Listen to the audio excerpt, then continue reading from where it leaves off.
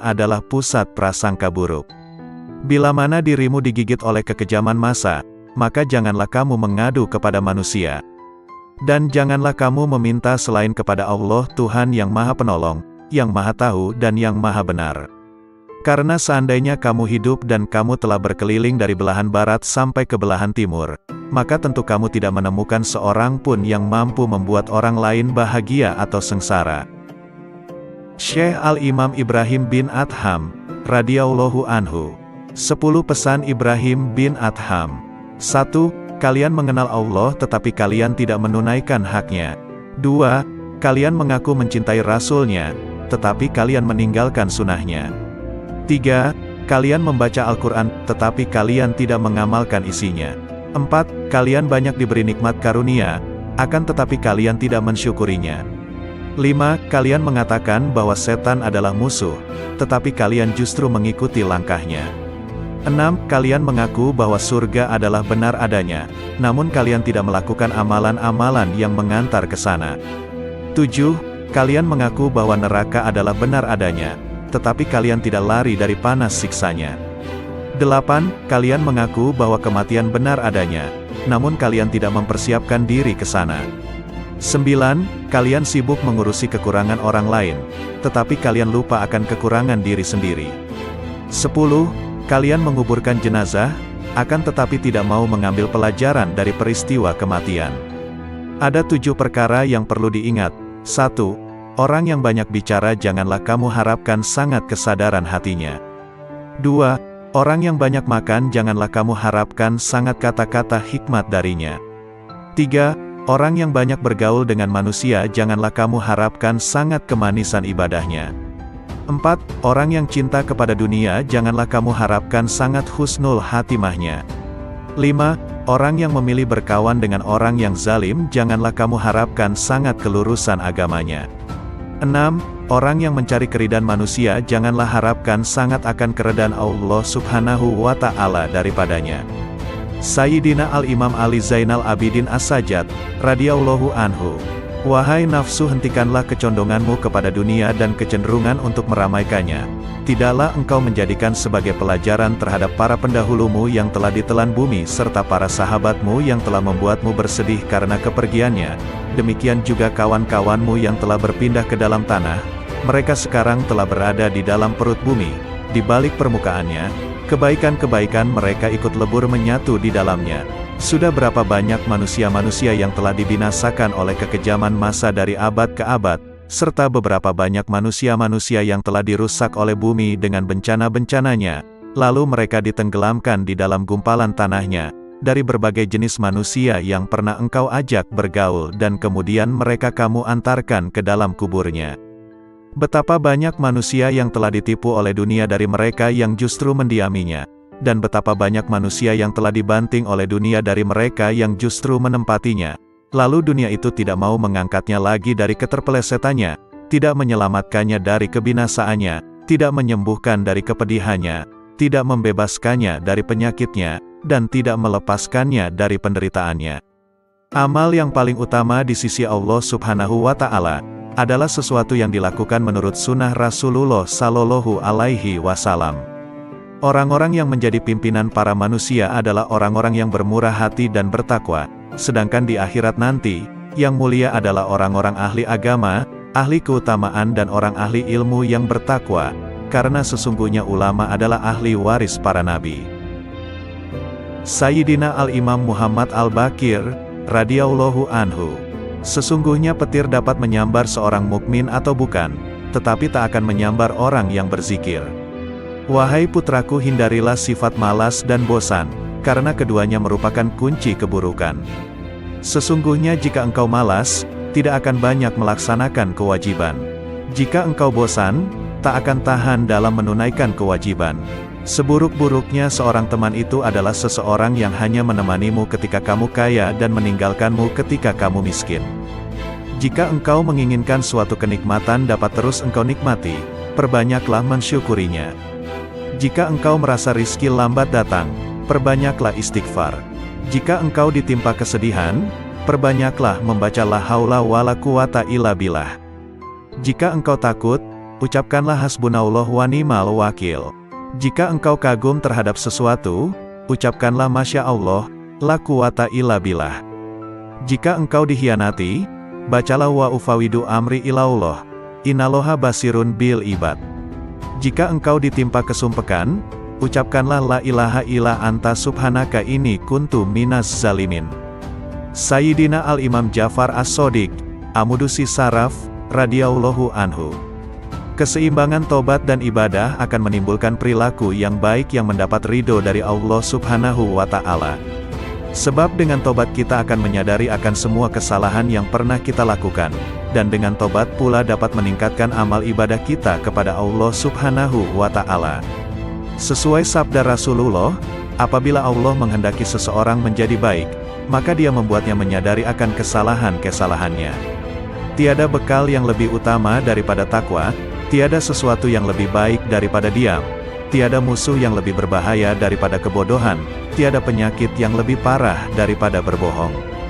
Jika engkau mendengar suatu kalimat dari seorang muslim, maka bawalah kalimat itu pada sebaik-baiknya tempat yang engkau temui. Jika engkau tidak mampu untuk mendapatkan wadah tempat kalimat tersebut, maka celalah dirimu sendiri. Barang siapa yang menjaga hatinya dari kelalaian berzikir, melindungi dirinya dari jerat syahwat, serta menjaga akalnya dari penyimpangan, dia akan dikelompokkan ke dalam golongan mereka yang hidup hatinya.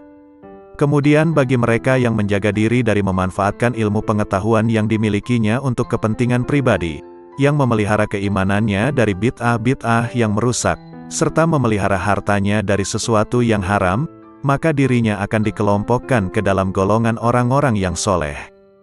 Jika engkau menjumpai sesuatu yang tidak engkau sukai dari perbuatan saudaramu, maka carilah satu, atau bahkan sampai 70 alasan, untuk membenarkan perbuatan saudaramu itu. Jika engkau masih belum mendapatkannya, maka katakanlah, semoga ia mempunyai alasan tertentu, kenapa berbuat demikian, yang aku tidak mengetahuinya. Duhai anakku, barang siapa membuka aib orang lain, maka aib keturunannya akan tersingkap. Barang siapa menghunus pedang seorang yang bengis, maka dia akan terbunuh darinya. Barang siapa menggali lubang untuk mencelakakan saudaranya, maka dia sendiri yang akan terjerumus ke dalamnya. Barang siapa memasuki tempat-tempat yang biasa dikunjungi orang-orang bodoh, maka dia akan direndahkan. Barang siapa bergaul dengan ulama, dia akan dimuliakan. Dan barang siapa memasuki tempat-tempat kemaksiatan, maka dia akan dituduh berbuat maksiat. Imam Hasan Basri, radhiyallahu anhu, hidup di dunia bagaikan ular berbisa yang lembut sentuhannya dan racunnya akan mematikan. Berhati-hatilah hidup di dunia yang penuh pesona, rayuan dan godaan. Engkau tidak akan memperoleh hakikat iman selama engkau mencela seseorang dengan sebuah aib yang ada pada dirimu sendiri. Perbaikilah aibmu, baru kemudian engkau perbaiki orang lain. Setiap kau perbaiki satu aibmu, maka akan tampak aib lain yang harus kau perbaiki. Akhirnya kau sibuk memperbaiki dirimu sendiri. Dan sesungguhnya hamba yang paling dicintai Allah Subhanahu wa Ta'ala adalah dia yang sibuk memperbaiki dirinya sendiri. Sepanjang sejarah kehidupan manusia, tidak ada hari seperti hari kiamat, hari di mana aib terbuka dan mata menangis. Orang zuhud itu mempunyai 3 syarat. 1. Sedikit sekali menggemari dunia, sederhana dalam menggunakan segala miliknya, menerima apa yang ada, juga tidak merisaukan segala sesuatu yang tidak ada, akan tetapi giat dalam bekerja, karena bekerja adalah mencari rizki, sedangkan mencari rizki, suatu kewajiban. 2. Pujian dan celaan adalah hal yang sama, tidak bergembira bila mendapat pujian, juga tidak bersedih jika mendapat celaan atau hinaan. 3. Mengutamakan ridho Allah Subhanahu wa Ta'ala daripada ridho manusia atau merasa tenteram jiwanya bersama Allah Subhanahu wa Ta'ala dan merasa bahagia sebab dapat mentaati semua tuntutannya. Imam Muhammad Asy-Syafi'i, radhiyallahu anhu, cintailah orang soleh, karena mereka memiliki kesolehannya. Cintailah Nabi Muhammad sallallahu alaihi wasallam, karena dia kekasih Allah Subhanahu wa Ta'ala. Dan cintailah Allah Subhanahu wa Ta'ala, karena dia kecintaan Nabi dan orang soleh. Dunia adalah tempat yang licin dan menggelincirkan, rumah yang hina, bangunan-bangunannya akan runtuh, penghuninya akan beralih ke kuburan, perpisahan dengannya adalah sesuatu keniscayaan, kekayaan di dunia sewaktu-waktu bisa berubah menjadi kemiskinan.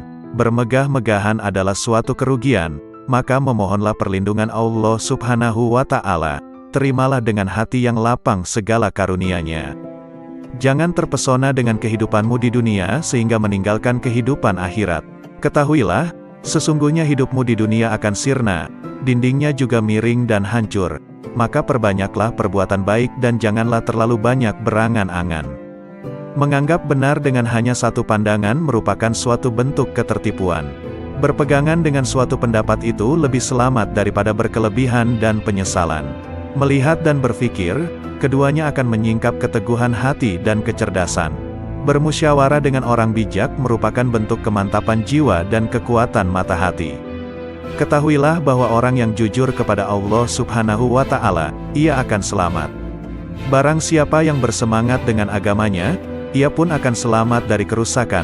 Dan barang siapa yang berlaku zuhud dengan urusan dunianya, niscaya kelak pahala Allah Subhanahu wa Ta'ala akan nampak indah di matanya. Tujuan dari ilmu adalah mengamalkannya, maka ilmu yang hakiki adalah yang terefleksikan dalam kehidupannya, bukannya yang bertengger di kepala. Jika engkau melihat seseorang berjalan di atas air dan bisa terbang di udara, maka janganlah kehebatan itu menjadikan kalian lengah dan terheran-heran kepadanya sampai kamu mengetahui secara persis atas apa yang dikerjakannya itu berlandaskan pada Al-Quran dan As-Sunnah. Jika rasa ujub menghinggapi aktivitasmu, maka lihatlah keridhaan siapa yang kau harapkan, pahala mana yang kau suka, sanksi mana yang kau benci. Maka jika engkau memikirkan satu di antara kedua hal ini, niscaya akan hadir di depan matamu apa yang sudah kamu lakukan.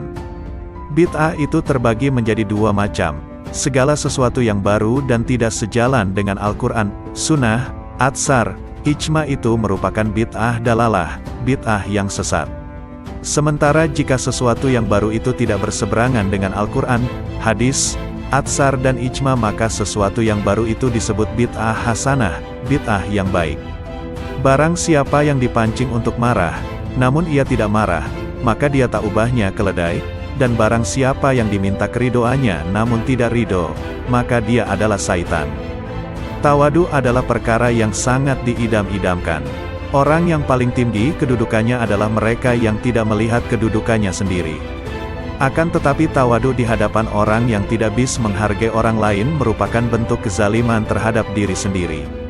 Dasar ilmu adalah kemantapan dan buahnya adalah keselamatan. Dasar wara, menjaga diri dari sesuatu yang meragukan, adalah qanaah, menerima karunia Allah Subhanahu wa Ta'ala dengan dada yang lapang, dan buahnya adalah ketenangan batin. Dasar kesabaran adalah keteguhan hati dan buahnya adalah kemenangan. Dasar suatu aktivitas adalah taufik, pertolongan Allah Subhanahu wa Ta'ala, dan buahnya adalah kesuksesan. Dasar tujuan akhir dari segala perkara adalah sidik, benar. Di antara orang yang tidak mempunyai harga diri adalah mereka yang dengan mudahnya memberitahukan usianya kepada orang lain. Karena kalau usianya lebih muda, tentu mereka akan menganggapnya rendah dan jika usianya lebih tua, tentu mereka akan beranggapan bahwa ia sudah pikun. Siapa yang merasa bahwa dalam dirinya terkumpul dua cinta, cinta dunia dan cinta kepada penciptanya, maka ia telah berdusta. Jika kalian melihat kitab yang di dalamnya ada catatan tambahan dan perbaikan, maka lihatlah kebenaran yang ada di dalamnya. Terimalah dariku 3 hal. 1. Jangan berbicara panjang lebar tentang sesuatu yang tidak baik perihal sahabat Rasulullah Sallallahu Alaihi Wasallam, karena kelak Rasulullah Sallallahu Alaihi Wasallam nantinya yang akan menjadi seterumu. 2. Janganlah kamu sibukkan dirimu dengan ilmu kalam. Sesungguhnya aku telah melakukan kajian dengan ahli ilmu kalam dan mereka telah melakukan taktil, meniadakan sifat Allah Subhanahu wa Ta'ala. 3. Dan janganlah menyibukkan dirimu dalam nujum, ramalan dengan bintang. Sayyidina Al-Imam Qutbil Rabbani Syekh Abdul Qadir Al-Jailani radhiyallahu anhu. Hai orang-orang yang lalai, secara terang-terangan engkau menentang Allah Subhanahu wa Ta'ala yang maha benar dengan bermaksiat kepadanya tetapi merasa aman dari siksanya. Ketahuilah tak lama lagi rasa aman itu akan berubah menjadi ketakutan, masa luangmu menjadi kesempitan, kesehatanmu menjadi sakit, kemuliaanmu menjadi kehinaan, kedudukanmu menjadi rendah, kekayaanmu menjadi kemiskinan. Ketahuilah, rasa aman dari siksa Allah Subhanahu wa Ta'ala Azza wa Jalla yang akan kau peroleh di hari kiamat sesuai dengan rasa takutmu kepadanya di dunia ini. Sebaliknya, ketakutanmu di hari kiamat sesuai rasa amanmu dari siksa Allah di dunia. Sayangnya, engkau tenggelam di dunia dan terperosok ke lembah kelalaian, sehingga cara hidupmu seperti hewan. Yang kalian ketahui hanya makan, minum, menikah dan tidur.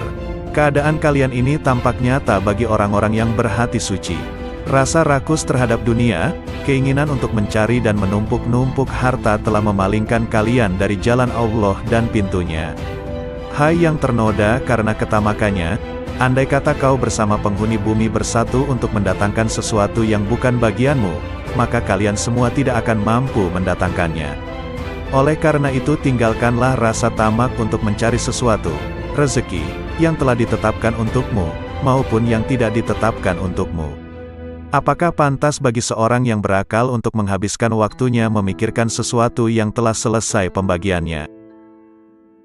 Tabir penutup kalbumu tak akan tersibak selama engkau belum lepas dari alam ciptaan, tidak berpaling darinya dalam keadaan hidup selama hawa nafsumu belum pupus, selama engkau melepaskan diri dari kemaujudan dunia dan akhirat, selama jiwamu belum bersatu dengan kehendak Allah Subhanahu wa Ta'ala dan cahayanya. Jika jiwamu bersatu dengan kehendak Allah Subhanahu wa Ta'ala dan mencapai kedekatan dengannya lewat pertolongannya, makna hakiki bersatu dengan Allah Subhanahu wa Ta'ala ialah berlepas diri dari makhluk dan kedirian, serta sesuai dengan kehendaknya tanpa gerakmu, yang ada hanya kehendaknya. Inilah keadaan fana dirimu, dan dalam keadaan itulah engkau bersatu dengannya, bukan bersatu dengan ciptaannya. Sesuai firman Allah Subhanahu wa Ta'ala, tak ada sesuatu pun yang serupa dengannya, dan dialah yang maha mendengar dan maha melihat. Anakku, pertama-tama nasihatilah dirimu, kemudian nasihatilah orang lain. Perhatikanlah dirimu, jangan mengurusi orang lain. Jangan mengurusi orang lain selama dalam dirimu masih ada sesuatu yang harus diperbaiki. Sungguh celaka, engkau mengetahui cara menyelamatkan orang lain. Engkau buta, bagaimana dapat menuntun orang lain? Hanya yang memiliki penglihatan tajamlah yang mampu menuntun umat manusia. Hanya orang yang mengenal Allah Subhanahu wa Ta'ala lah yang dapat mengembalikan manusia ke jalannya. Seseorang yang tidak mengenalnya, bagaimana dapat menuntun umat manusia ke jalannya? Kalian menghadiri majelis ilmu hanya untuk mencari jalan keluar bagi permasalahan duniawi kalian, bukan untuk mengobati penyakit hati. Kalian tidak mendengarkan nasihat para penceramah, tetapi meneliti kesalahan mereka, kemudian menghina dan menertawakannya. Kalian juga bermain-main dalam majelis. Sesungguhnya kalian sedang mempertaruhkan diri kepada Allah Subhanahu wa Ta'ala yang Maha Agung dan Maha Mulia. Segeralah bertobat, jangan mencontoh musuh-musuh Allah Subhanahu wa Ta'ala. Berusahalah untuk mengambil manfaat dari apa yang kalian dengar. Syekh Imam Al-Ghazali radhiyallahu anhu. Renungkanlah pendeknya umurmu. Andai kata engkau berumur 100 tahun sekalipun, maka umurmu itu pendek jika dibandingkan dengan masa hidupmu kelak di akhirat yang abadi, selama-lamanya. Coba renungkan agar dapat beristirahat pensiun selama 20 tahun. Dalam 1 bulan atau setahun engkau sanggup menanggung berbagai beban berat dan kehinaan di dalam mencari dunia. Tetapi mengapa engkau tidak sanggup menanggung beban ibadah selama beberapa hari demi mengharapkan kebahagiaan abadi di akhirat nanti? Jangan panjang angan-angan, engkau nanti akan berat untuk beramal. Yakinilah bahwa tak lama lagi engkau akan mati. Katakan dalam hatimu, pagi ini aku akan beribadah meskipun berat, siapa tahu nanti malam aku mati. Malam ini aku akan sabar beribadah, siapa tahu besok aku mati. Sebab, kematian tidak datang pada waktu, keadaan dan tahun tertentu, yang jelas pasti ia datang. Oleh karena itu, mempersiapkan diri menyambut kedatangan maut lebih utama daripada mempersiapkan diri menyambut dunia.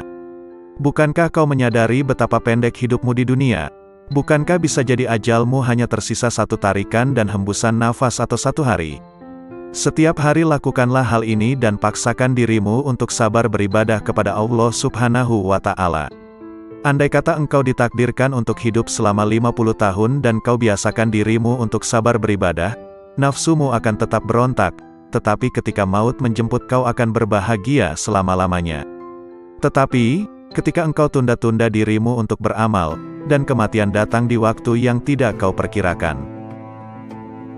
Kehidupan seorang muslim tidak dapat dicapai dengan sempurna, kecuali mengikuti jalan Allah yang dilalui secara bertahap. Tahapan-tahapan itu antara lain, tobat, sabar, fakir, zuhud, tawakal, cinta, makrifat dan ridha. Karena itu seseorang yang mempelajari tasawuf wajib mendidik jiwa dan akhlaknya. Sementara itu, hati adalah cermin yang sanggup menangkap makrifat. Dan kesanggupan itu terletak pada hati yang suci dan jernih. Berbicara tentang nasihat, kulihat diriku tak pantas untuk memberikannya. Sebab, nasihat seperti zakat, nisyabnya adalah kemampuan untuk memetik nasihat itu bagi dirinya sendiri. Seseorang yang belum mencapai nisyab, bagaimana ia akan mengeluarkan zakat? Dan seorang yang tak memiliki cahaya, bagaimana dapat dijadikan sebagai alat penerang oleh orang lain? Bagaimana bayangan akan lurus jika kayunya bengkok? Allah Subhanahu wa Ta'ala mewahyukan kepada Isa bin Maryam alaihi salam, "Nasihatilah dirimu, jika kau mampu memetik nasihat, maka nasihatilah orang lain. Jika tidak, maka malulah kepadaku, barang siapa hendak mengetahui aib-aibnya, maka ia dapat menempuh 4 jalan berikut. 1. Duduk di hadapan seorang guru yang mampu mengetahui keburukan hati dan berbagai bahaya yang tersembunyi di dalamnya. Kemudian ia memasrahkan dirinya kepada sang guru dan mengikuti petunjuknya dalam bermujahadah membersihkan aib itu. Ini adalah keadaan seorang murid dengan syekhnya dan seorang pelajar dengan gurunya. Sang guru akan menunjukkan aib-aibnya dan cara pengobatannya, tapi di zaman ini guru semacam ini langka. 2. Mencari seorang teman yang jujur, memiliki basiroh, mata hati yang tajam, dan berpegangan pada agama. Ia kemudian menjadikan temannya itu sebagai pengawas yang mengamati keadaan, perbuatan, serta semua aib batin dan zohirnya, sehingga ia dapat memperingatkannya. Demikian inilah yang dahulu dilakukan oleh orang-orang cerdik, orang-orang terkemuka dan para pemimpin agama. 3. Berusaha mengetahui aib dari ucapan musuh-musuhnya. Sebab pandangan yang penuh kebencian akan berusaha menyingkapkan keburukan seseorang. Bisa jadi manfaat yang diperoleh seseorang dari musuh yang sangat membencinya dan suka mencari-cari kesalahannya adalah lebih banyak dari teman yang suka bermanis muka, memuji dan menyembunyikan aib-aibnya. Namun, sudah menjadi watak manusia untuk mendustakan ucapan musuh-musuhnya dan menganggapnya sebagai ungkapan kedengkian. Tetapi, orang yang memiliki mata hati jernih mampu memetik pelajaran dari berbagai keburukan dirinya yang disebutkan oleh musuhnya. 4. Bergaul dengan masyarakat. Setiap kali melihat perilaku tercela seseorang, maka ia segera menuduh dirinya sendiri juga memiliki sifat tercela itu. Kemudian ia tuntut dirinya untuk segera meninggalkannya. Sebab, seorang mukmin adalah cermin bagi mukmin lainnya. Ketika melihat aib orang lain ia akan melihat aib-aibnya sendiri. Sangat jauh jika bermaksud memaknai sehat atau kenyang tanpa mengalami sendiri rasa sehat atau kenyang. Mengalami mabuk lebih jelas daripada hanya mendengar tentang arti mabuk, meskipun yang mengalaminya mungkin belum pernah mendengar teori mabuk. Maka mengetahui arti dan syarat-syarat zuhud tidak sama dengan bersifat zuhud. Kehidupan seorang muslim tidak dapat dicapai dengan sempurna, kecuali mengikuti jalan Allah Subhanahu wa Ta'ala yang dilalui secara bertahap. Tahapan-tahapan itu antara lain, tobat, sabar, fakir, zuhud, tawakal, cinta, makrifat dan ridha. Karena itu seseorang yang mempelajari tasawuf wajib mendidik jiwa dan akhlaknya. Sementara itu, hati adalah cermin yang sanggup menangkap makrifat. Dan kesanggupan itu terletak pada hati yang suci dan jernih. Sayyidina Al-Imam Syekh Abu Hasan Ali Asy-Syadzili, radhiyallahu anhu. Jika kasyaf bertentangan dengan Al-Quran dan Sunnah, tinggalkanlah kasyaf dan berpeganglah pada Al-Quran dan Sunnah. Katakan pada dirimu sesungguhnya Allah Subhanahu wa Ta'ala menjamin keselamatan saya dalam kitabnya dan sunnah Rasulnya dari kesalahan, bukan dari kasyaf, ilham, maupun musyahadah sebelum mencari kebenarannya dalam Al-Quran dan Sunnah terlebih dahulu. Jika engkau menginginkan bagian dari anugerah para wali, berpalinglah dari manusia kecuali dia menunjukkanmu kepada Allah Subhanahu wa Ta'ala dengan cara yang benar dan tidak bertentangan dengan Al-Quran dan Sunnah. Manakala zikir terasa berat di lisanmu, sementara pintu kontemplasi tertutup, ketahuilah bahwa hal itu semata-mata karena dosa-dosamu atau kemunafikan dalam hatimu. Tak ada jalan bagimu, kecuali bertaubat, memperbaiki diri, hanya menggantungkan diri kepada Allah Subhanahu wa Ta'ala dan ikhlas beragama. Ketuklah pintu zikir dengan hasrat dan sikap sangat membutuhkan kepada Allah Subhanahu wa Ta'ala melalui kontemplasi, menjauhkan diri segala hal selain Allah Subhanahu wa Ta'ala. Lakukanlah dengan menjaga rahasia batin, agar jauh dari bisikan nafsu dalam seluruh nafas dan jiwa, sehingga kalian memiliki kekayaan rohani. Tuntaskan lisanmu dengan berzikir, hatimu untuk tafakur dan tubuhmu untuk menuruti perintahnya. Dengan demikian, kalian bisa tergolong orang-orang soleh. Sayyidina Al-Imam Muhammad Maula Ad-Dawilai radhiyallahu anhu. Sesungguhnya aku tidak takut miskin, sebab yakin bahwa karunia Allah lebih dekat dari yang di tanganku. Sesungguhnya aku tidak membenci kematian, sebab yang membenci kematian berarti membenci bertemu dengan Allah Subhanahu wa Ta'ala. Aku tidak pernah membenci tamu, meskipun tidak memiliki sesuatu yang dapat aku hidangkan. Syekh Abdurrahman Assegaf berkata, bila mana ayahku sedang membaca satu ayat Al-Quran, maka lidah beliau seolah-olah menjadi bara. Dan tak lama kemudian akan terlihat bibir beliau terbakar, karena dahsyatnya rasa khauf beliau kepada Allah Subhanahu wa Ta'ala. Dan ayahandaku pernah berkata kepadaku, kalau sekiranya lidahku berada di luar badanku ketika aku sedang membaca ayat Al-Quran, niscaya akan aku bakar lidahku dengan tanganku sendiri sebagai peringatan bagi diriku sendiri agar bertakwa kepada Allah Subhanahu wa Ta'ala. Sayyidina Al-Imam Al-Quds Syekh Abdurrahman As-Segaf, radhiyallahu anhu. Al-Muqaddam Ats-Tsani li As-Sa'adati Ba'alawi. Semua manusia membutuhkan ilmu, ilmu membutuhkan amal, amal membutuhkan akal, akal membutuhkan taufik, dan taufik adalah pemberian Allah Subhanahu wa Ta'ala. Setiap ilmu tanpa amal, maka batil. Setiap ilmu dan amal tanpa niat, maka tiada bernilai. Setiap ilmu, amal dan niat tanpa sesuai dengan sunnah, maka tertolak. Setiap ilmu, amal, niat dan sesuai sunnah, tanpa wara, maka suatu kerugian. Dikhawatirkan pelakunya akan kehilangan semuanya di saat hari ditimbangnya amal. Janganlah engkau beranggapan bahwa amalan-amalan lahirmu itu bernilai. Sedikit dari amalan batin lebih baik dari lautan amalan lahir. Obatnya hati adalah tidak tergantung pada makhluk. Barang siapa yang tidak mempunyai wirid, maka ia seperti monyet. Barang siapa yang tidak menelaah dan mempelajari kitab Ihya, maka ia tidak punya rasa malu. Al-Imam Muhyin Nufus Al-Habib Abdullah Al-Aidrus Akhbar, radhiyallahu anhu. Di antara waktu yang bernilai tinggi, merupakan pembuka pembendaharaan ilahi, di antara zuhur dan asyar, maghrib dan isya dan tengah malam terakhir sampai ba'da subuh. Sumber segala kebaikan dan pangkal segala kedudukan dan keberkahan akan dicapai melalui ingat mati, kubur dan bangkai. Keridhaan Allah Subhanahu wa Ta'ala dan Rasul-Nya terletak pada mutalaah, mempelajari dan memperdalam Al-Quran dan hadis serta kitab-kitab agama Islam. Meninggalkan dan menjauhi ghibah adalah raja atas dirinya. Menjauhi naimah, mengadu domba, adalah ratu dirinya. Baik sangka kepada orang lain adalah wilayah dirinya. Duduk bercampur dalam majelis zikir adalah keterbukaan hatinya. Peraslah jasadmu dengan mujahadah, memerangi hawa nafsu dunia, sehingga keluar minyak kemurnian. Barang siapa yang menginginkan keridhaan Allah, hendaklah mendekatkan diri kepada Allah Subhanahu wa Ta'ala. Karena keajaiban dan kelembutan Allah terdapat pada akhir malam. Jangan kau abaikan sedekah pada setiap hari sekalipun sekecil atom.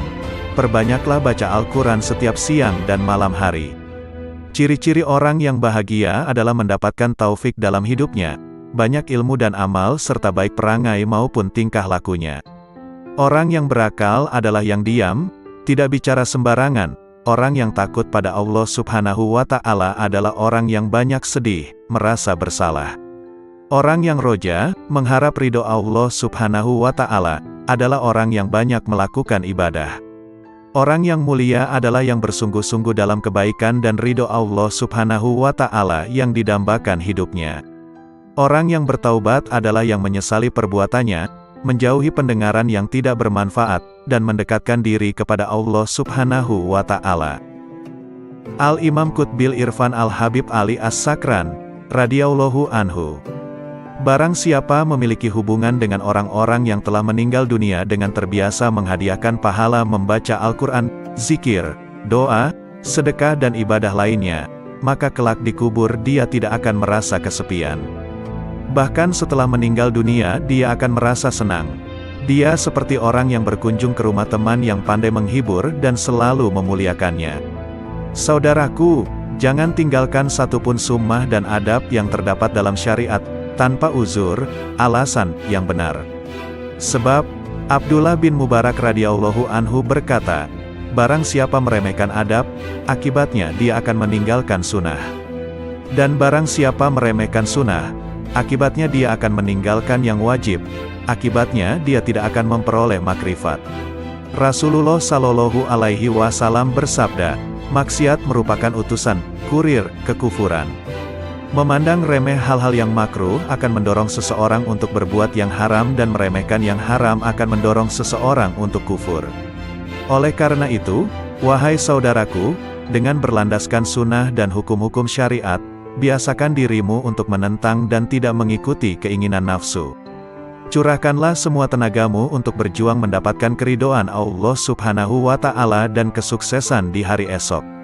Al-Imam Qutbil Anfas Al-Habib Umar Al-Ettas, radhiyallahu anhu.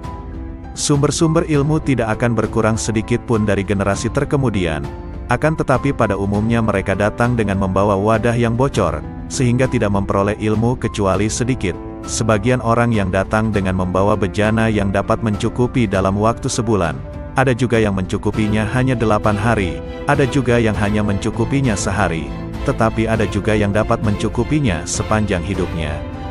Dulu di antara manusia ada yang datang membawa pelita lengkap dengan minyak dengan koreknya, yakni dengan persiapan yang lengkap, sehingga gurunya dapat menyalakan. Tetapi kini banyak di antara mereka yang datang kepada gurunya, tetapi mereka tidak membawa apapun yang gurunya dapat menyalakan. Hendaknya orang-orang yang menghendaki keselamatan akhirat meninggalkan tidurnya, demi untuk mendapatkan siraman rahmat di malam hari. Hendaknya kalian senantiasa menghadirkan hati kalian kepada Allah Subhanahu wa Ta'ala dan hendaknya kalian bertawakal kepadanya sepenuh hati, sebab Allah Subhanahu wa Ta'ala mengetahui dimanapun kalian berada.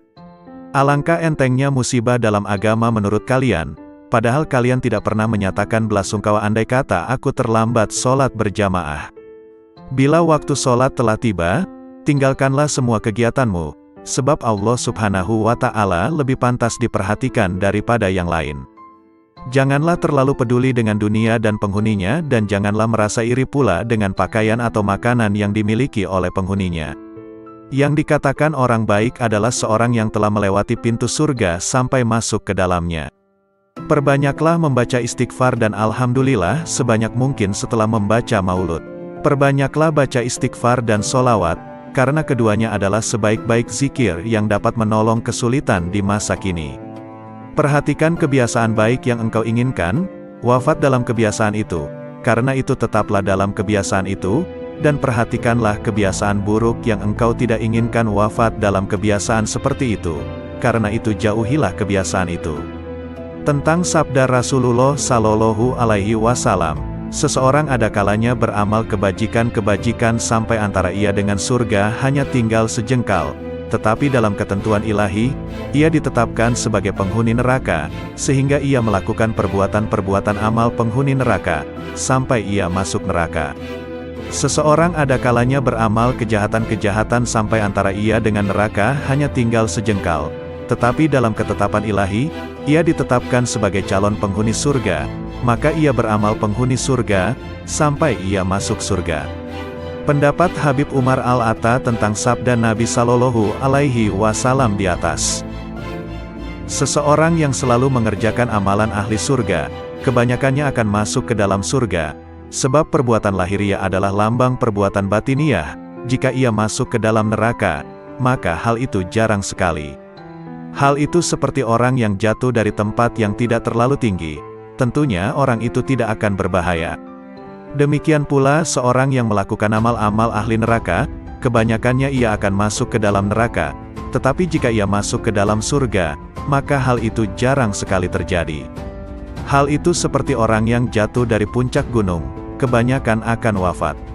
Al-Imam Qutbil Irsyad wal Bilad Al-Habib Abdullah Al-Haddad, radhiyallahu anhu. Sesungguhnya aku tidak ingin bercakap-cakap dengan masyarakat, aku juga tidak menyukai pembicaraan mereka, dan tidak peduli kepada siapapun dari mereka. Sudah menjadi tabiat dan watakku bahwa aku tidak menyukai kemegahan dan kemasyhuran. Aku lebih suka berkelana di gurun Sahara. Itulah keinginanku, itulah yang kudambakan. Namun, aku menahan diri tidak melaksanakan keinginanku agar masyarakat dapat mengambil manfaat dariku. Ketahuilah, amal yang bernilai tinggi adalah amal yang dianggap kecil dan dipandang remeh oleh nafsu. Adapun amal yang dipandang mulia dan bernilai oleh nafsu, pahalanya dapat sirna, baik karena pelakunya, amalnya itu sendiri ataupun karena orang lain yang berada sekitarnya. Di zaman ini kita harus berhati-hati, sebab zaman ini adalah zaman syubhat. Para ulama menyatakan, tidak sepatutnya seorang yang berilmu bingung membedakan yang baik dan buruk. Sebab, kebaikan dan keburukan adalah dua hal yang sangat jelas. Setiap orang dapat membedakannya. Seorang berilmu ketika harus memilih satu di antara dua kebaikan atau dua keburukan, maka dia akan memilih kebaikan yang terbaik dan meninggalkan keburukan yang terburuk. Ikut langkah-langkah ulama salaf, ulama terdahulu, akan membuahkan kebaikan yang amat besar, walaupun si pengikut bukan tergolong ahli batin. Tetapi jika ia serasikan langkahnya dengan ulama salaf, maka ia akan mendapatkan seperti apa yang didapat oleh mereka para salaf solihin. Jika satu zaman itu rusak, maka wajiblah bagi mereka yang hidup di zaman itu, untuk mengikuti jejak langkah ulama salaf solihin. Jika tidak mampu menyamakan diri dengan mereka dalam setiap langkah, paling tidak hampir menyamai mereka, sebab setiap orang dalam kehidupan itu harus memiliki panutan, imam. Sedang orang yang tidak memiliki panutan, imam, maka panutannya adalah setan. Seorang murid, pencari jalan menuju Allah, tidak boleh menyakiti hati gurunya karena belajar dan ilmunya tidak akan diberi berkah. Ada kalanya seseorang murid, pencari jalan menuju Allah, diuji dengan kemiskinan, kepapaan dan kesempitan dalam kehidupan. Maka hendaknya ia bersyukur kepada Allah Subhanahu wa Ta'ala, disebabkan dengan hal tersebut di atas dan harus beranggapan berprasangka bahwa takdir kehendak Allah menjadikan Anda miskin, papa dan susah serta sempit sebagai sebesar-besarnya kenikmatan karena dunia adalah musuh Allah. Anda harus bersyukur, maka Allah akan mengangkat derajatnya sama dengan para nabinya, para auliyanya dan hamba-hamba yang soleh. Ketahuilah bahwa rizki itu telah ditentukan dan telah dibagikan oleh Allah Subhanahu wa Ta'ala. Di antara hamba-hambanya ada yang diluaskan rezekinya dan dilapangkan kehidupannya, dan dikurangkan rizkinya menurut kebijaksanaannya. Bersifatlah qanaah, cukup, atas apa yang ditentukan Allah bagimu. Awas dan waspadalah dengan panjang angan-angan dan harapan tentang kehidupan di dunia, karena dunia akan menariknya untuk mencintai dunia, dan Anda akan terikat dengannya sehingga sukar untuk beribadat dan mengasingkan diri untuk menuju jalan akhirat. Aku tidak pernah melihat ada yang benar-benar memberi, selain Allah Subhanahu wa Ta'ala. Jika ada seseorang memberiku sesuatu, kebaikannya itu tidak meninggikan kedudukannya di sisiku, karena aku menganggap orang itu hanyalah perantara saja. Awas, jangan sekali-kali Anda mentaati syaikh, guru, itu hanya lahiriah semata, karena ketahuilah bahwa syaikh itu dapat melihat ketaatanmu padanya. Di belakangnya Anda membantah dan mendurhakai karena sangkaanmu, Anda sangka Allah tidak tahu kelakuanmu, sedangkan syekhmu itu dekat dengannya. Kalau Anda begitu akan mendapatkan kecelakaan, kesempitan dan kebinasaan. Bukankah Allah berjanji kepada barang siapa aku cintai maka penglihatannya adalah penglihatanku, pendengarannya adalah pendengaranku, mulutnya adalah mulutku, tangannya adalah tanganku dan kakinya adalah kakiku. Barang siapa memusuhinya atau menyakitinya, maka aku dan para malaikatku mengumandangkan perang terhadap dirinya. Persahabatan, pertemanan dan pergaulan memiliki pengaruh yang sangat kuat untuk membuat seseorang menjadi baik maupun buruk. Persahabatan dan pergaulan dengan orang-orang soleh dan berbudi membawa manfaat, sedangkan persahabatan dan pertemanan dengan orang-orang fasik dan durhaka membawa bahaya. Hanya saja manfaat persahabatan dengan orang soleh atau bahaya pergaulan dengan pendurhaka tersebut terkadang tidak tampak secara langsung, akan tetapi secara bertahap dan setelah berlangsung lama. Secara umum, pada awalnya kebaikan itu berat untuk dilakukan, tetapi akhirnya penuh dengan kenikmatan. Orang yang berbuat baik ibarat seorang pendaki gunung terjal. Ia tidak akan merasa tenang sebelum sampai ke puncaknya. Sedangkan, keburukan awalnya manis dan akhirnya kelak berat. Orang yang melakukan perbuatan buruk adalah ibarat seorang yang jatuh dari puncak gunung atau atap sebuah rumah. Ia baru akan merasa kesakitan setelah mendarat di tanah. Tuntutlah ilmu dari orang-orang yang benar-benar mewarisi ilmu dari Rasulullah Shallallahu Alaihi Wasallam, yang sanad isnadnya, silsilah ilmunya sampai kepada Rasulullah.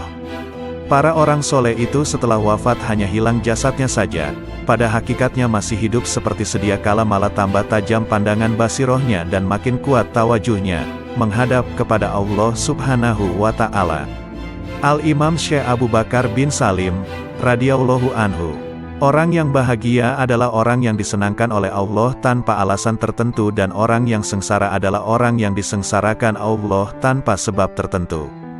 Demikianlah menurut ilmu hakikat. Sedangkan menurut ilmu syariat, orang yang bahagia adalah orang yang oleh Allah diberi kesenangan dengan melakukan berbagai amal saleh, dan orang yang disengsarakan oleh Allah dengan meninggalkan amal-amal saleh dan melanggar syariat agama. Orang yang sengsara adalah orang yang mengikuti hawa nafsunya. Barang siapa mengenal dirinya, ia tidak akan melihat selain Allah Subhanahu wa Ta'ala. Barang siapa tidak mengenal dirinya, ia tidak akan melihat Allah Subhanahu wa Ta'ala. Barang siapa tidak memelihara waktunya, ia tidak akan selamat dari bencana. Dalam qanaah terdapat ketenteraman dan keselamatan, dalam tamak terdapat kehinaan dan penyesalan. Orang yang arif melihat aib-aib dirinya, sedang orang yang lalai melihat aib-aib orang lain. Dan orang yang bahagia adalah orang yang melawan hawa nafsunya, berpaling dari alam untuk menghadap kepada penciptanya, dan melewatkan waktu-waktu pagi dan sore dengan meneladani sunnah nabinya. Kesuksesanmu adalah ketika kamu membenci nafsumu, dan kehancuranmu adalah saat kamu meridainya. Karena itu, bencilah nafsumu dan jangan meridainya. Niscaya kamu akan berhasil meraih segala cita-citamu, insya Allah. Berprasangka baiklah kepada sesama hamba Allah, sebab buruk sangka timbul karena tiadanya taufik. Ridalah selalu pada qada, bersikap sabarlah, walaupun musibah yang kamu alami teramat besar. Firman Allah, sesungguhnya hanya orang-orang yang bersabarlah yang akan dibalas dengan pahala tanpa batas. Az-Zumar, ayat 10. Ketahuilah oleh kalian, sesungguhnya Allah Subhanahu wa Ta'ala bertajalli, mengagungkan dirinya, di hati para kekasihnya, para kaum arifin. Karena mereka menghapus selainnya di hati mereka, dan mereka menghilangkan selain Allah Subhanahu wa Ta'ala dalam pandangan mereka terhadap semesta dan pada setiap kejadiannya, bahwa semuanya adalah semata-mata ciptaan Allah Subhanahu wa Ta'ala, dan mereka melalui siang, pagi serta sore hari selalu dalam keadaan taat kepadanya. Mereka selalu beribadat serta berharap dan takut kepadanya, serta selalu ruku dan bersujud kepadanya. Mereka selalu dalam keadaan bahagia dan gembira serta ridho dengan segala ketentuan qada dan qadar yang telah ditentukan Allah Subhanahu wa Ta'ala atas mereka. Berkata Nabi Ayub alaihi salam, "Mana aku hendak memilih di antara dua perkara, maka aku akan memilih perkara yang ada ridho Allah Subhanahu wa Ta'ala di dalamnya, karena hanya hal itulah yang mendatangkan kemaslahatan bagiku." Berkata kaum arifin, "Kalau sekiranya kedua mataku melihat selain Allah, maka akan kubutakan. Kalau sekiranya kedua telingaku mendengar selain Allah, maka akan kutulikan. Dan bila mana lidahku berkata yang tidak diperintahkan Allah, maka akan kupotong." Sedikit amal dari hati menyamai amal seluruh manusia dan jin. Sesungguhnya bala yang menimpamu pada saat lupamu, bila engkau menyadarinya, adalah merupakan jalanmu untuk kembali mengenal Allah Subhanahu wa Ta'ala dan kembali mendekatkan dirimu kepadanya pada saat engkau meminta bala tersebut dihilangkannya. Dan bala sesungguhnya adalah bila mana engkau melupakan Allah Subhanahu wa Ta'ala dan engkau lupa bahwa dirimu selalu fakir kepadanya. Beristiqomahlah kalian dalam setiap amal, karena para ahli kasyaf sekalipun semua bermohon kepada Allah Subhanahu wa Ta'ala agar mereka diberikan kekuatan dalam beristiqomah agar mereka tidak jatuh dalam keadaan terhijab darinya. Ketahuilah oleh kalian, Makrifat kepada Allah Subhanahu wa Ta'ala adalah dengan kejelasan dan bukan dengan tersamar, dan bila mana seorang hamba diberinya makrifat kepadanya, maka ia pasti akan melihat semua amal yang dicintai oleh Rasulullah Sallallahu Alaihi Wasallam.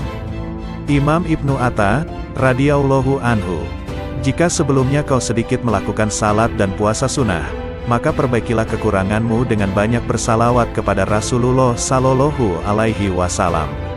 Andai kata sepanjang hidupmu engkau melakukan segala jenis ketaatan dan kemudian Allah Subhanahu wa Ta'ala bersalawat kepadamu sekali saja, maka satu solawat Allah ini akan mengalahkan semua amalmu itu. Sebab, engkau bersalawat kepada Rasulullah sesuai dengan kekuatanmu, sedangkan Allah Subhanahu wa Ta'ala bersalawat kepadamu sesuai dengan kebesarannya. Ini jika Allah Subhanahu wa Ta'ala bersalawat kepadamu sekali. Lalu bagaimana jika Allah Subhanahu wa Ta'ala membalas setiap solawatmu dengan 10 solawat sebagaimana yang disebutkan dalam sebuah hadis sahih? Betapa indah hidup ini jika kau isi dengan ketaatan kepada Allah Subhanahu wa Ta'ala, dengan berzikir kepadanya dan bersalawat kepada Rasulullah Sallallahu Alaihi Wasallam. Orang yang menggunakan masa sehatnya untuk bermaksiat kepada Allah Subhanahu wa Ta'ala adalah seperti seorang anak yang mendapat warisan dari ayahnya sebesar 1000 dinar, kemudian ia gunakan semua uang itu untuk membeli ular dan kalajengking yang sangat berbisa yang kemudian mengelilingi dan menggigitnya. Bukankah ular dan kalajengking tersebut akan membunuhnya? Kamu gunakan masa sehatmu untuk bermaksiat kepada Allah Subhanahu wa Ta'ala, maka nilaimu adalah seperti burung pemakan bangkai yang terbang berkeliling mencari bangkai, dimanapun ia dapatkan, maka ia segera mendarat. Jadilah seperti tawon, kecil tapi memiliki cita-cita yang mulia. Ia hisap wewangian dan ia produksi madu yang enak. Engkau telah terlalu lama bergelimang kemaksiatan, kini terjunlah ke dalam hal-hal yang dicintai Allah Subhanahu wa Ta'ala. Telah kujelaskan hakikat permasalahan ini kepadamu, tetapi orang yang lalai tidak akan sadar meskipun memperoleh berbagai rencana. Sebab wanita yang kurang waras akalnya ketika putranya mati, ia justru tertawa. Begitu pula dirimu, engkau tinggalkan sholat malam, puasa sunnah dan berbagai amal soleh lain yang dapat kau kerjakan dengan seluruh anggota tubuhmu, tetapi tidak sedikit pun engkau merasa sakit. Kelalaian telah membunuh hatimu. Orang hidup akan merasa sakit ketika tertusuk jarum, akan tetapi, sesosok mayat tidak akan merasa sakit meskipun tubuhnya dipotong-potong dengan sebilah pedang. Saat ini hatimu sedang mati, karena itu duduklah di majelis yang penuh hikmah, sebab di dalamnya terdapat hembusan karunia dari surga. Hembusan karunia itu dapat engkau temukan di rumahmu, di perjalananmu. Jangan tinggalkan majelis ilmu, andai kata dirimu masih melakukan banyak maksiat. Jangan berkata, apa manfaatnya aku datang ke majelis ilmu, sedangkan aku senantiasa bermaksiat dan tidak mampu meninggalkannya. Akan tetapi, lepaskanlah busur panahmu selalu. Jika hari ini tidak tepat sasaran, bisa jadi besok tepat sasaran. Engkau hendaknya berpikir untuk melakukan amal sebaik mungkin, bukan sebanyak mungkin. Banyak amal jika tidak dilakukan dengan baik adalah seperti pakaian yang banyak jumlahnya, tetapi harganya murah harganya. Sedangkan sedikit amal tetapi berkualitas, dikerjakan dengan baik, adalah seperti sedikit pakaian tetapi mahal harganya. Amal yang berkualitas, dikerjakan dengan baik, adalah seperti sebuah intan berlian, kecil bentuknya tetapi mahal harganya. Orang yang menjadikan hatinya selalu ingat kepada Allah Subhanahu wa Ta'ala dan berjuang untuk melindungi hatinya dari pengaruh hawa nafsu, maka itu lebih utama daripada banyak melakukan salat dan puasa sunnah, tetapi hatinya dikuasai hawa nafsu. Orang yang melakukan salat dengan hati lalai adalah seperti seseorang yang menghadiahkan 100 peti kosong kepada seorang raja. Tentunya sang raja akan marah dan selalu mengingat perbuatan buruknya ini. Sedangkan orang yang salat dengan hati yang hadir, khusyuk, adalah seperti seorang yang menghadiahkan sebutir intan berlian 100 dinar kepada seorang raja. Sang raja pun akan mengingat dan memujinya selalu. Suatu perbuatan paling berbahaya yang harus kamu waspadai adalah dosa-dosa kecil. Sebab, ketika berbuat dosa besar, engkau menyadari bahayanya dan segera bertobat. Tetapi, terhadap dosa-dosa kecil, engkau seringkali meremehkannya dan tidak bertobat darinya. Engkau seperti seorang diselamatkan oleh Allah Subhanahu wa Ta'ala dari kejaran seekor harimau, pemisalan dosa besar, tetapi kemudian bertemu dan diterkam oleh 50 ekor serigala, pemisalan dosa kecil. Allah Ta'ala mewahyukan, kalian menganggapnya suatu yang ringan saja. Padahal dia pada sisi Allah Subhanahu wa Ta'ala adalah besar. An-Nur, ayat 15. Dosa besar jika disandarkan pada kemurahan Allah Subhanahu wa Ta'ala menjadi kecil. Sedangkan dosa-dosa kecil jika kau lakukan secara terus-menerus menjadi dosa besar. Racun meskipun sedikit mampu membunuh. Dosa kecil itu ibarat percikan-percikan api. Sebuah kota, dan pada hakikat api yang berkobar berasal dari percikan-percikan api kecil. Ukurlah dirimu dengan salat. Jika ketika salat engkau tidak memikirkan segala sesuatu selain Allah Subhanahu wa Ta'ala, maka berbahagialah. Tetapi, jika tidak demikian, maka tangisilah dirimu setiap kali kau gerakkan kakimu menuju salat. Pernahkah engkau melihat seorang kekasih tidak ingin bertemu kekasihnya? Allah Ta'ala mewahyukan, sesungguhnya salat akan mencegah dari perbuatan-perbuatan keji dan mungkar. Al-Ankabut, ayat 45. Barang siapa ingin mengetahui kedudukannya di sisi Allah Subhanahu wa Ta'ala, maka ia perhatikan bagaimana salatnya, ia kerjakan dengan tenang dan khusyuk, atau dengan tergesa-gesa dan lalai. Jika salat tersebut ternyata kau lakukan dengan lalai dan tergesa-gesa, maka taburkanlah pasir ke wajahmu. Seseorang yang duduk bersama penjual parfum akan mencium aroma wanginya. Sedangkan salat adalah sebuah ibadah yang seakan-akan kita sedang duduk bersama Allah Subhanahu wa Ta'ala. Jika engkau duduk bersama Allah Subhanahu wa Ta'ala, tetapi tidak memperoleh apa-apa, itu tandanya dalam hatimu terdapat penyakit, entah itu kesombongan, berbangga diri atau ketidaksopanan. Allah Subhanahu wa Ta'ala mewahyukan, aku akan memalingkan orang-orang yang menyombongkan dirinya di muka bumi tanpa alasan yang benar dari tanda-tanda kekuasaanku. Al-A'raf, ayat 146. Selepas salat ia tidak pantas bergegas, tergesa-gesa untuk meninggalkan tempat salatnya. Akan tetapi, hendaknya dia berzikir kepada Allah Subhanahu wa Ta'ala dan beristighfar memohon ampun kepadanya atas segala kekurangan yang ia lakukan di dalam salatnya. Berapa banyak salat yang tidak layak untuk diterima Allah Subhanahu wa Ta'ala, tetapi setelah engkau beristighfar memohon ampun kepadanya atas salat tersebut, Allah Subhanahu wa Ta'ala kemudian menerimanya. Dahulu Rasulullah Shallallahu Alaihi Wasallam selepas salat beristighfar sebanyak 3 kali. Sesungguhnya orang yang bermaksiat kepada Allah Subhanahu wa Ta'ala adalah dia yang tidak mengenal siksanya, dan orang yang tidak taat kepadanya adalah dia yang tidak mengetahui pahala yang Allah sediakan. Andai kata mereka melihat siksa neraka, tentu mereka tidak akan lalai.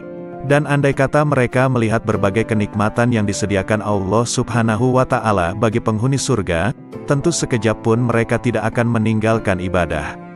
Jika engkau berteman dengan para pecinta menyeretmu untuk mencintai dunia. Jika engkau berteman dengan para pecinta akhirat, maka mereka akan membawamu untuk mencintai Allah Subhanahu wa Ta'ala. Jika kau ingin bermaksiat kepada Allah Subhanahu wa Ta'ala, maka lakukanlah di tempat di mana dia tidak melihatmu dan dengan kekuatan yang tidak berasal darinya, dan kedua hal ini mustahil dapat kamu lakukan, sebab semua yang kau gunakan untuk bermaksiat adalah nikmatnya. Kau gunakan nikmat yang ia anugerahkan untuk bermaksiat kepadanya. Bahkan kau sangat ahli bermaksiat dalam berbagai bidang. Terkadang engkau menggunjing, terkadang mengadu domba dan terkadang memandang yang haram. Ibadah yang kau bangun selama 70 tahun, kau robohkan dalam sekejap. Hai penghancur ketaatan, Allah Subhanahu wa Ta'ala menjadikanmu miskin adalah agar kau berdoa, dan memohon kepadanya.